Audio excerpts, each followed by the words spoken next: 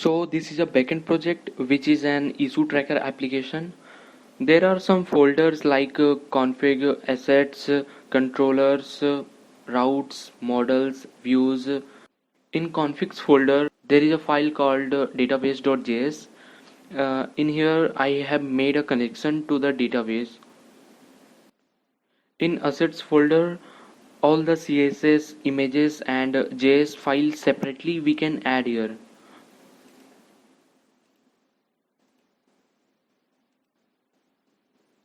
In model I have created two different schemas like issue schema and project schema. In issue schema there are fields like name as a issue title and a description, author, labels and status, which is not actually needed, but uh, there is a project for a reference to the project schema. Here we have a project schema and fields like name, description, author and issues as an array. In controller there are two files, issue.js and project.js. In issue.js I am using a MongoDB create method to create an issue for a project. Like here we have a project ID and here are some fields to the request body, and we are trying to first find the project by its ID and then we are creating the issue.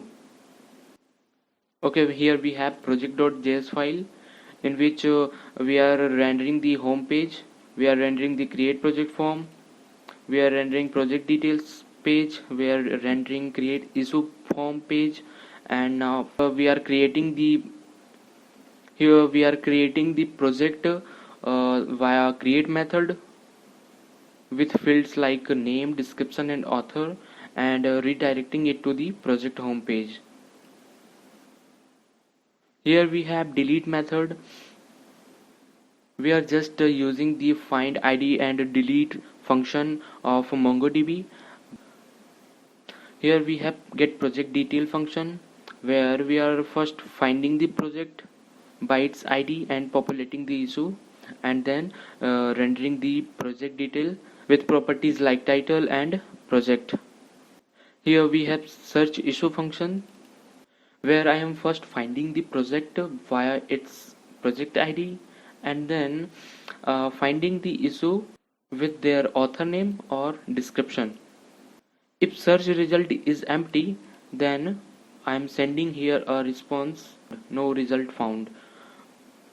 Here we have filter issue function where I am first finding the project by its project ID and then populating the path of the issues and matching the labels with this variable called request.query.labels.